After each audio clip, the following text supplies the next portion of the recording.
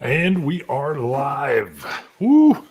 Yes. So, as some of you have figured out by the title, and you may hear a little echo down here because there's still concrete floors, no carpet in yet. As I was telling Kabuki Kid, my family fought the flood and the flood won. That's what that cover photo is. Some of you may have seen the little, I took a picture of I think the sky that night before the rain kicked in or something. And that put a pause to my, all my solo role playing game that I was doing. I had Plains Indian Wars literally out on the table. And that weekend, I was going to go shoot the explanation part. Look at the glare. Explanation part of the game, and then do the review up. I'd played a couple games. It was all set up. I had to pack this up in a hurry and then get it upstairs. And crazy. So I will be getting a battery backup for my sump pump. A crazy flood storm came in. Usually not a problem, but then the power went out. And the power didn't go out just for a little bit and went out for 2 hours. And the pit, I have like a walkout basement. The pit filled up and overtopped the concrete foundation and started pouring into the basement. Fun. But before we'll talk also about there's some games in C3I's latest issue, 35, that I need to still get to. I will be getting to those. Let's see some comments that came in. So Timon 6219, he was first, came in bright and early, prompt. Shouldn't say bright and early. What is it? 3:47 p.m. Kabuki Kid's in, and she says, "Hey, what happened?" Obviously, looking at the photo, it looks like the house flooded.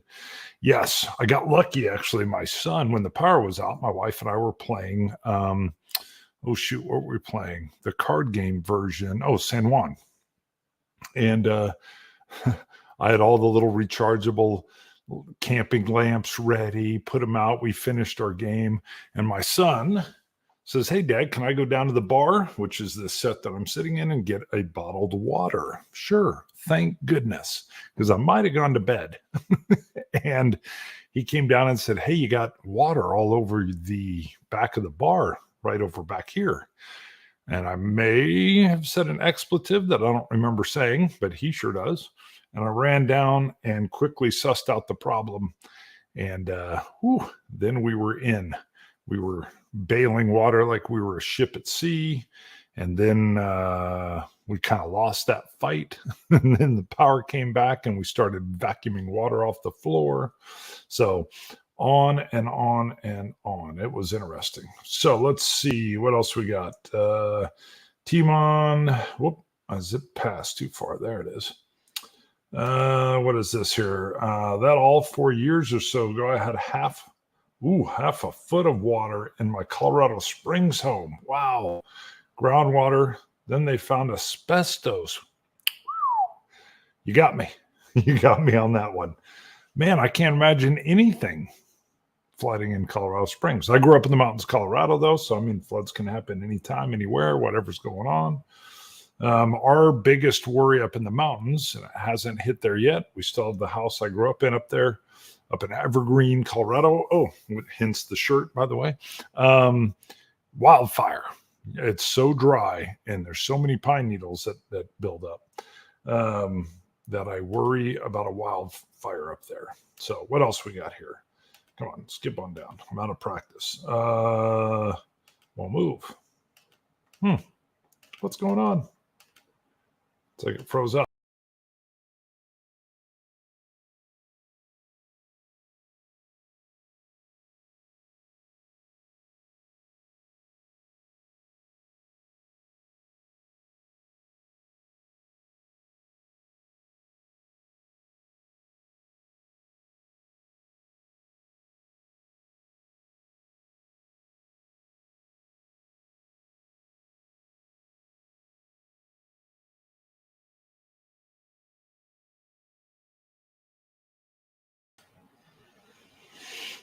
All right, are we back in?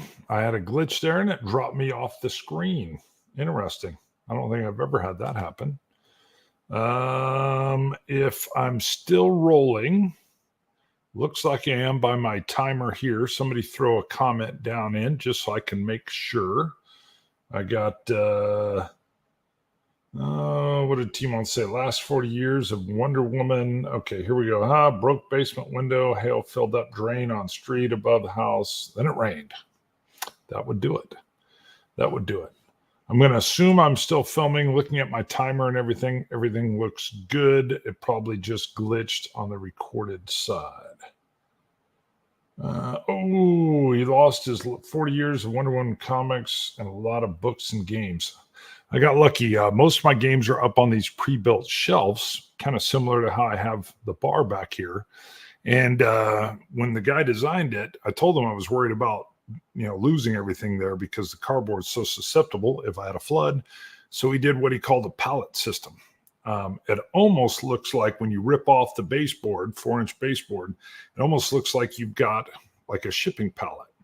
Now, like treated wood or something, but he put nothing down ground level. So other than some of the edged wood, and then the finished wood comes up. So it would have had to flood probably 4 inches in here before it started getting stuff. But my giant ogre, the remake from Steve Jackson games, I'd forgotten, and it was sitting on the carpet over here. And I thought, oh, they're all good. And then my wife goes, oh, the game, and she picked it up. Now, luckily, only the lid got a little wet. I dried it, a corner split. I was able to fix it. So that was all fine. Let's see. Good. Okay, Timon's got us. Boy, and you can get some crazy hailstorms up in the mountains. So got it. All right, so we'll get back into the focus here. So what will be coming out once I get back to normal, I'm not going to do it until I got carpet back in here because I still got a lot of echo going on, but I will film the review of Plains Indian Wars. This is the, Academy Games put out the series Birth of America, and then they had the Birth of Europe series with the Viking set. It's the same. Beckwith was, I believe, one of the designers' last names. Same kind of thing as that. It's very light. If you're playing a 2-player game, one person's playing the Northern and Southern Plains Indians, and the other player is playing the settlers and the cavalry, and it can scale up. I've never really played those 4-player game. I like them 2. But then you're just drawing cubes out of a bag, and that's what sets your random turn order. And it's a fun, quick little game where you're trying to build a train, the Transcontinental Railroad. You're settling. The wagon trains are moving.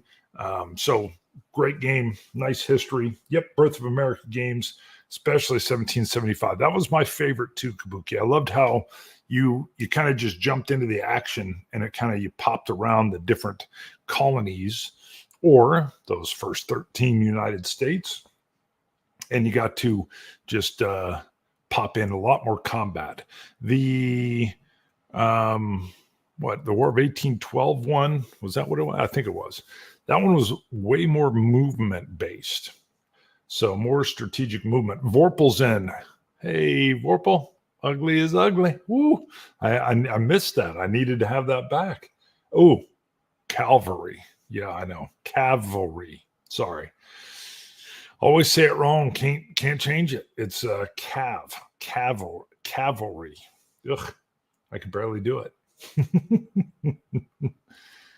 Yeah, cavalry is the mount, and cavalry are the guys on horse or Bradleys.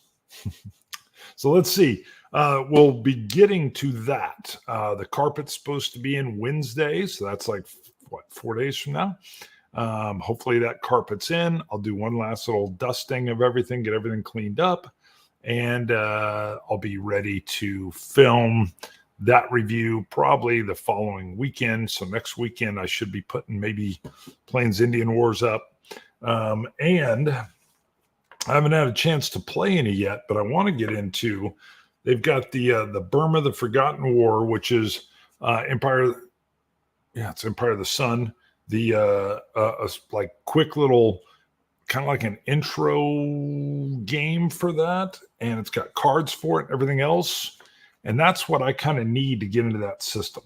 I'm a little bit intimidated by the system, but if I can learn a little chunk, which is what I'm sure this will do, then I'll be good to go. And there's a quick little, forget what it's called, but they've got these fast little games that they're coming out with as well, like a solitaire game. And I'll be playing that, and I'll get a review of that out. And then I'm still going hog wild on the role-playing games. Free League out of Sweden is definitely my favorite. They did the Twilight 2000. I almost said Twilight Imperium. Yep, I'm still a board gamer. Twilight 2000. And that solo campaign, I'm going to try to finish up. I'm down to probably my last 3 to 6 episodes, and then season 1 is done. And we're right at the crescendo of the big battle where our little walled compound is being assaulted from all 4 corners of the compass. And boom, a flood hit. And then I'm looking at some of the different role-playing games I have, because I want to run some different stuff. I didn't bring it over, but a Source of the Nile. I managed to find that on eBay. It actually showed up right before the flood, and I was looking at it because I have the Mountain Man spinoff. I'm forgetting what it's called. It was a little folio, and I picked that up. Same designer, who I'm blanking on his name, that did the like the Mushroom Trip game. So, and I haven't played that either, but I want to. I love weird games like that. So let's see. First Cav was Huey helicopters during Vietnam War. Yes, Raster, that is correct. They're probably still helicopters. There are Cav units, so that are Bradley. So yeah, I believe First Cav is still air assault. I met a couple guys who were in that unit before, and it's helicoptered in, helicoptered out, helicopter supplied.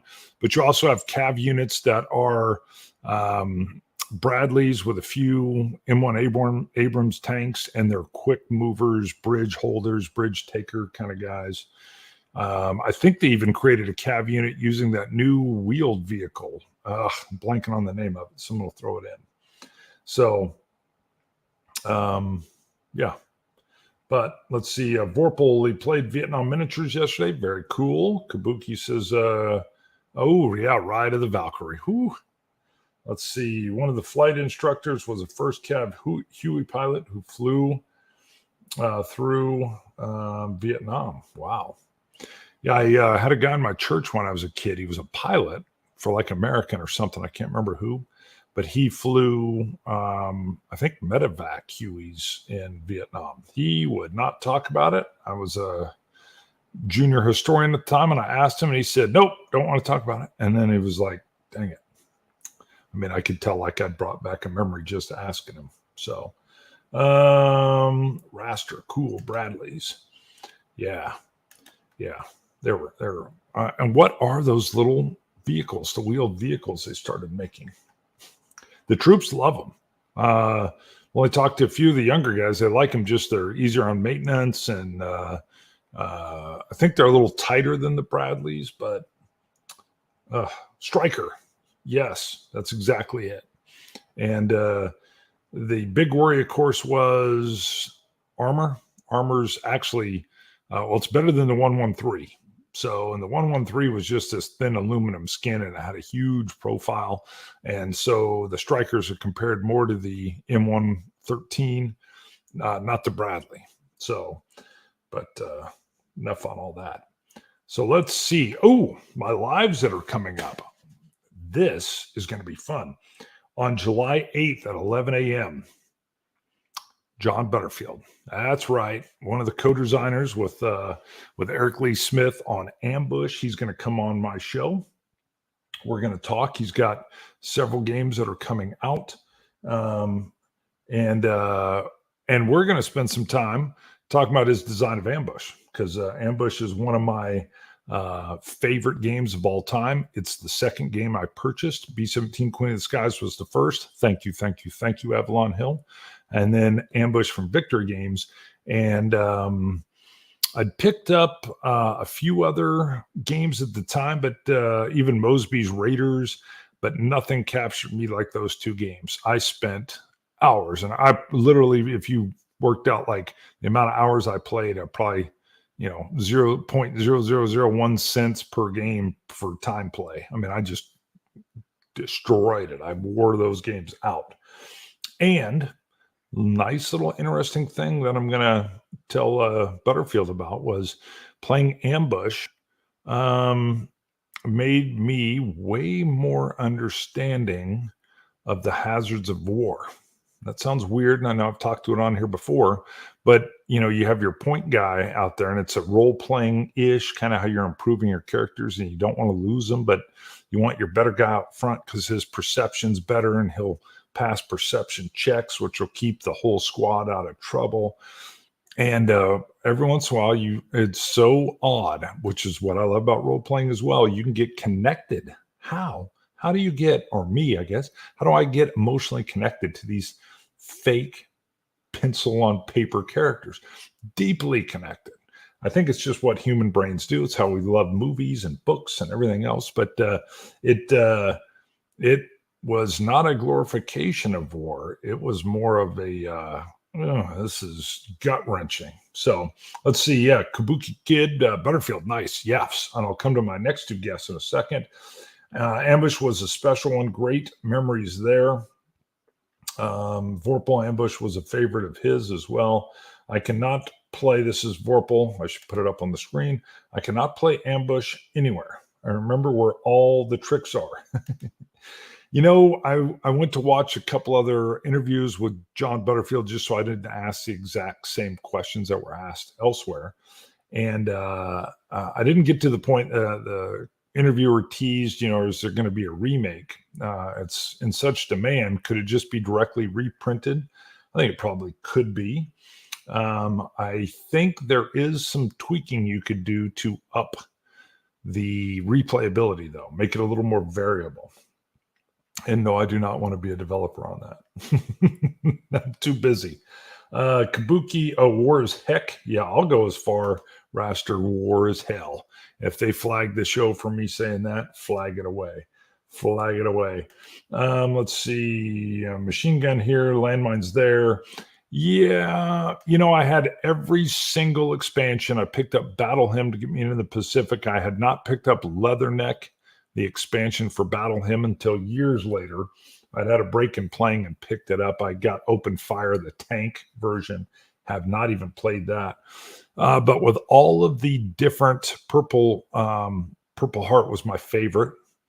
With all the expansions, Open Fire was the first one, no new maps, but 6 new missions maybe. With all of them, I could replay it about every 2 years. And in between that, I'd created my whole squadron of like 150 B-17s with spares, and I would pull numbers for random mission assignments and all kinds of stuff. So I was bouncing back from those two games almost perpetually from age 13 to probably 18. And then they got boxed, and I didn't come back to them until I was about 30. So the 20s were all about work, which was Army and police and some travel in there and college. And so they were boxed away. Ambush is not a war simulator. It's a comic book combat. Yeah, totally. Yeah, one guy charging a tank and getting it with a grenade or a bazooka or whatever.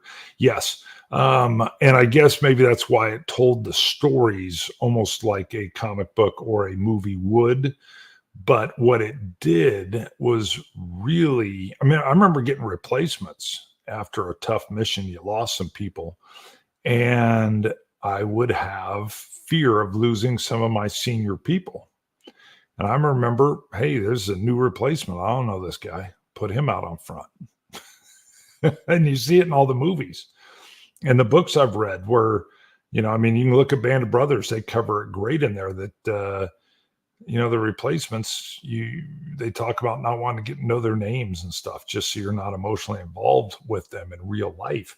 And I had that feeling conveyed to me by the game, not in a callous way, more like in a, again, like I said, war is hell kind of way.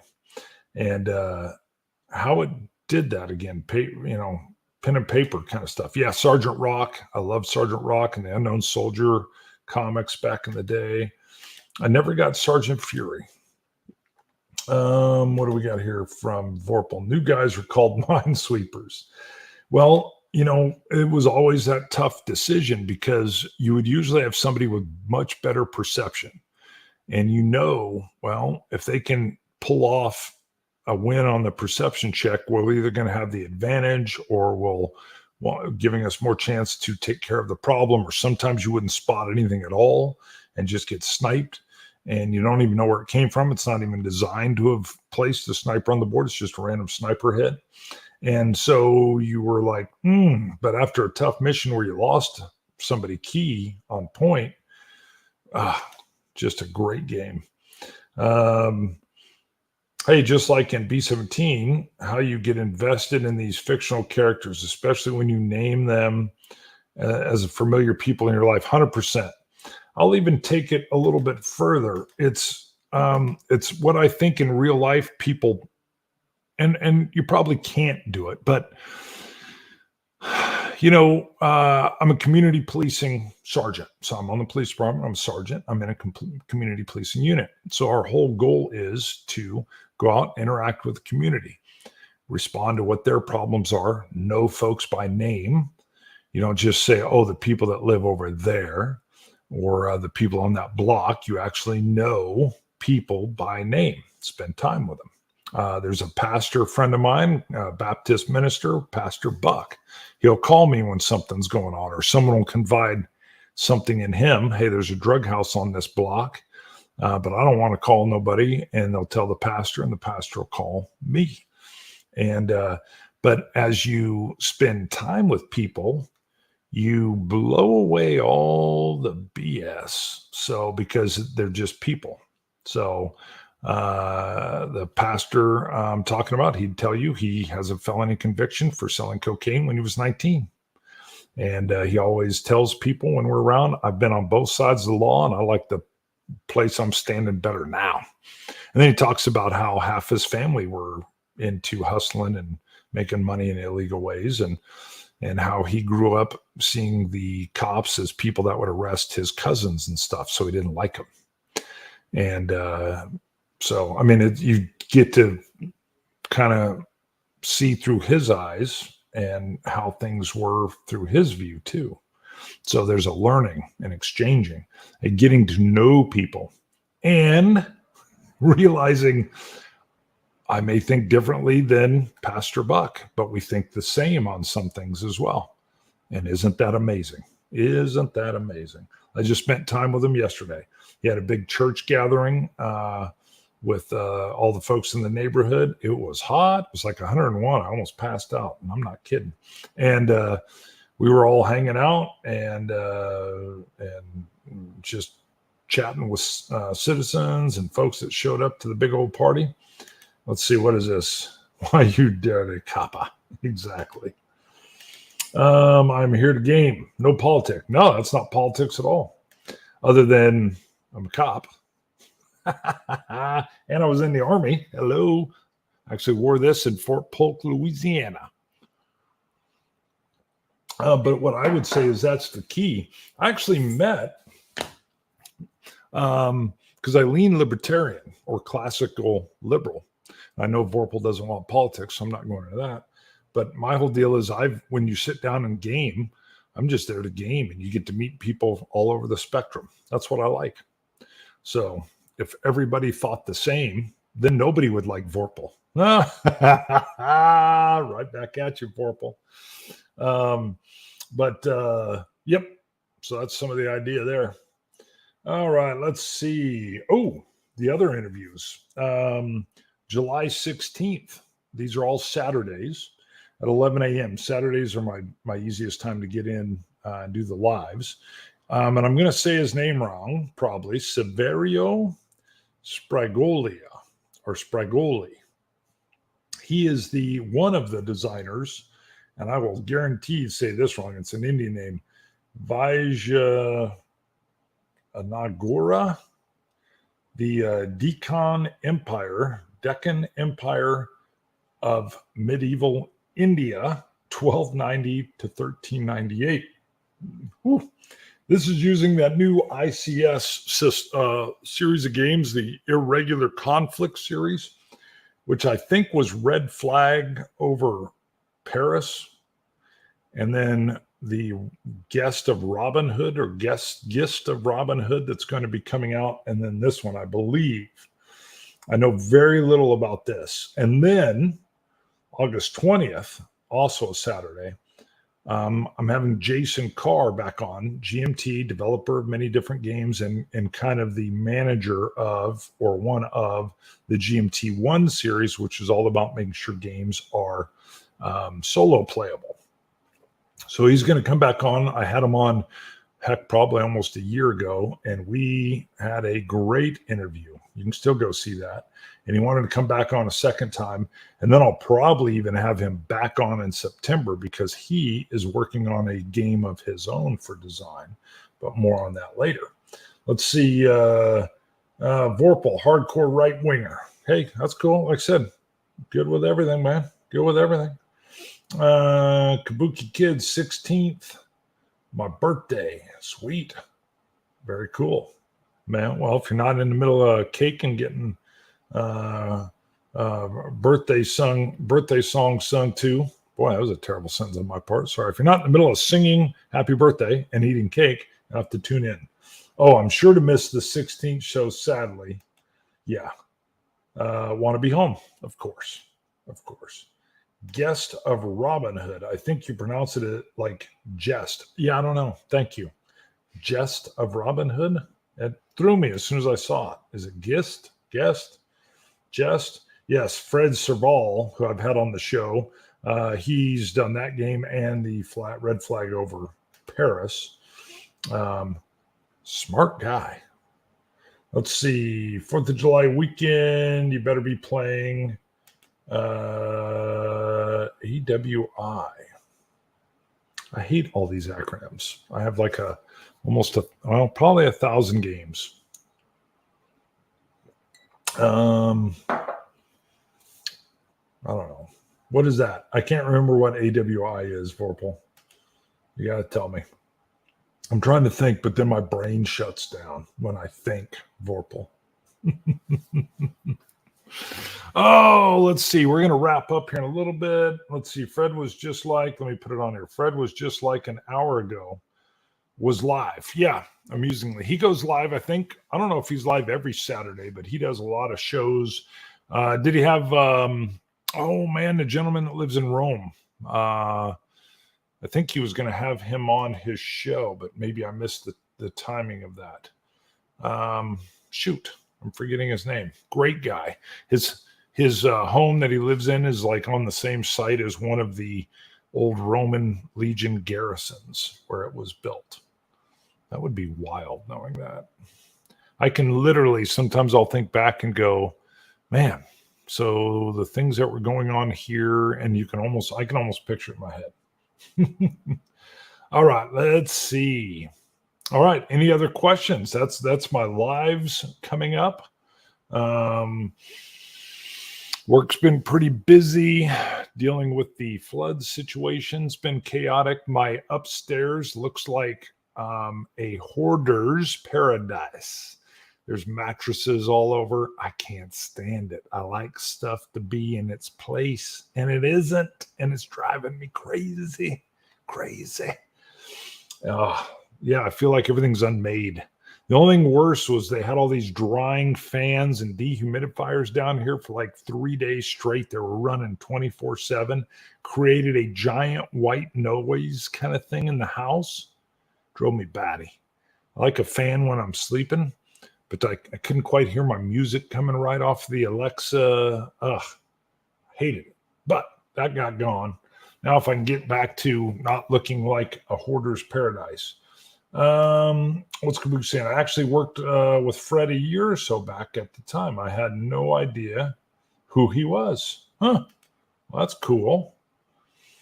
Well, that was he was still in the midst of his design work. So he was just Fred back then.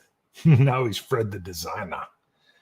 Any demonstrations? No, not here in Wichita. So nothing here. If there were demonstrations, I would have been called in because my community policing unit, I supervise 9 fairly senior people, and they're very good communicators. That's one of the best things. They're free thinkers that they can think on their feet. They don't need to be pointed and pushed around. They can free think and communicate well. So whenever we have stuff where there's tension, a lot of times the CP units will be put to work, hopefully just allowing good communication. But sometimes when you're in the police uniform, you're an avatar of what police is. So you get yelled at a lot. Or like last time there were stuff, I got shot at. That was a lot of fun. So, oh, yeah. Oh, 2020. Oh, summer of 2020. But hopefully no more of that. I got 5 more years to go. 5 more years, then I'll be retired. And then hopefully no more sound of bullets cracking by your head. They do change tone. They sound one way coming, and when they break past your ear, they change the sound. It's pretty interesting.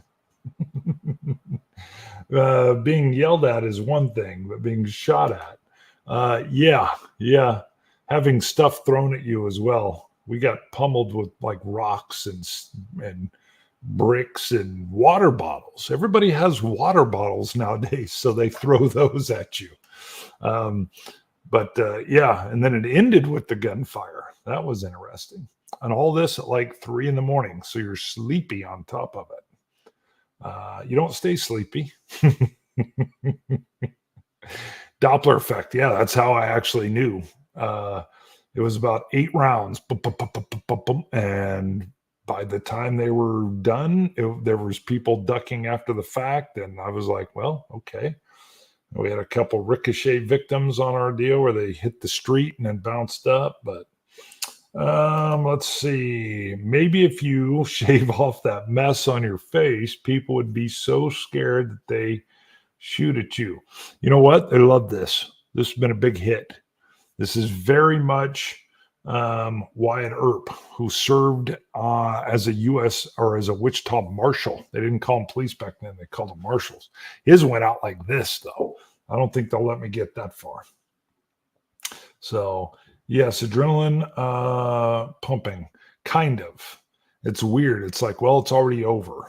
So, but yeah, a couple people struggled with that in different ways, which is normal. So, let's see. Did you find the bad guy, the shooter? Yes. Fortunately, people like to film stuff. So he was filmed doing this and got ID'd and I think charged with, how many of us were out there? 40 counts of an ag assault LEO. And then 3 guys got like nicked or ricocheted or whatever. So, yep. I think he probably took a plea. I haven't really followed the case too much. But when you're filmed doing it, and then there's that many victims, not good. It's kind of an exponentially bad problem. Luckily, nobody was seriously hurt. But those were merely mostly peaceful demonstrations. That's what they tell me. That's what they tell me. Let's see. Yeah, nowadays everyone has a camera. Yep. We are all rolling our Axon cameras. They're rolling those. Must make evidence gathering easier than ever. I love the current systems. All the home cameras, the Ring. There's these new ones called Wyze, W-Y-Z-E. I went and picked some up. We had a neighbor who just had one. It plugs into the wall. It's filming. The night vision on this made it look like it was 7 p.m. at night, but their neighbor's house got all shot up in a gang thing. And the video they gave us was so good that we couldn't identify the people in the car, but you could totally identify the vehicle. And then that led to us getting some other camera stuff where we were able to get the license plate. So yeah, the current new cameras are phenomenal. Our robberies are down so much in the city for two reasons. One, everybody's got a camera. And two, a lot of the banks, I don't know where you're at, but where I'm at, the banks, there's no actual teller there. It's the tellers are somewhere else off site. And it's almost like you're talking to a TV screen, and then like an ATM feeds you the money or takes your check. So there's no bank to rob. You could go in there and tell the video screen of the teller, hey, I want money. And they'll say no, because there's no one in there. So robberies are way down. Yeah, and an attempted murder, death, kill. That's right. The 3 seashells. I'm still trying to figure those out myself. Sometimes that movie, Demolition Man, seems more and more correct. So tellers work from home. They probably could, but I happen to know they have like a telecenter. At least we do in town, and they work at that location. And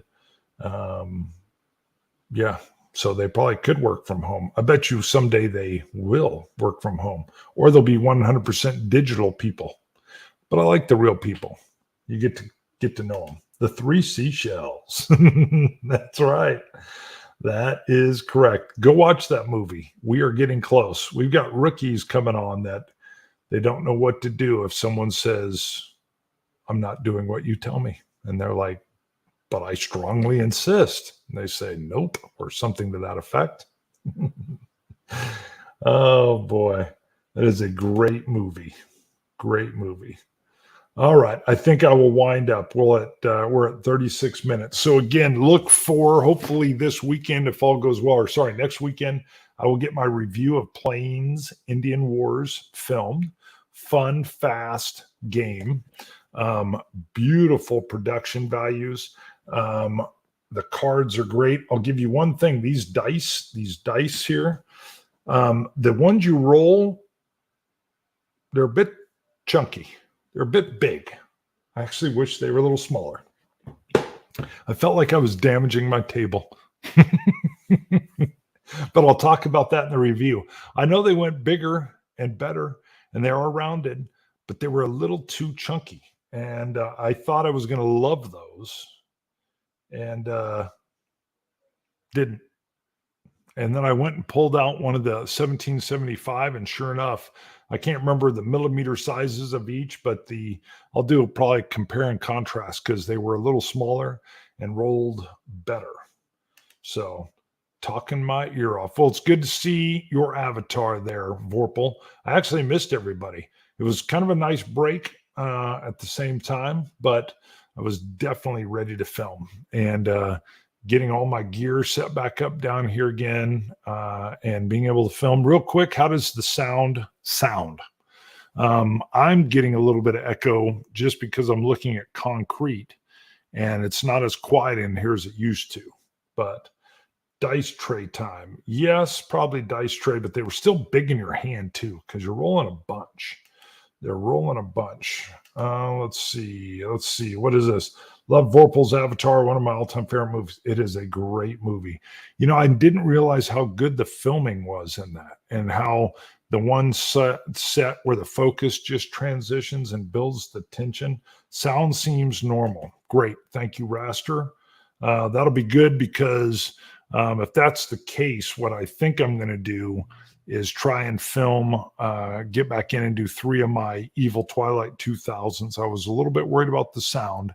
This is a better mic. My boom mic may show a little bit of the problem, but sound is fine through your laptop speakers. Good.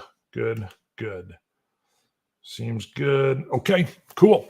Well, I'll let you guys go, and thank you for tuning in. We've got several folks that have come in, so thank you very much. Get ready for those lives. I will post those probably 4 or 5 days in advance just to make sure people know who's getting ready to come on. And we'll keep having some fun. Let me take these last ones on air. Have you seen the new Top Gun movie? I enjoyed it a lot. I did. My wife and I went and saw it. We really liked it. No spoilers, but I'll tell you the way they worked Iceman in was awesome. I knew he was going to have like a little cameo, but the way they worked him into the storyline was great. All right, let's see. Evil Twilight was fun. Still fun. Season 1's almost up, and I will definitely do a season 2. So thanks, Bart. Stay well. You too, Kabuki. Can't wait for Butterfield. Me too. Just emailing him back and forth has been fun. The amount of joy I got from his game, I can't wait to be able to express that to him. Hexes and Soldiers, normal as the new abnormal. Got it. Donner Pass, hi Bart and everyone. Hey, Donner Pass Whiskey, how are you doing? Let's see, Kabuki Kid. I still need to see the new Top Gun. Definitely go see it. It was very well done. Felt like a Hollywood blockbuster used to, quite honestly.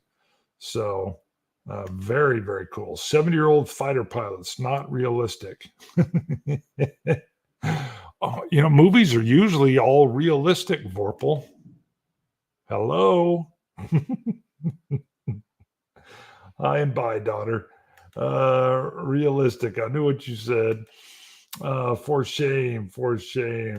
And bye-bye. And here we go. I'll fix that Timon. And boom. And I'm going to end us now. Hopefully, this part of my show is realistic enough for Vorpal.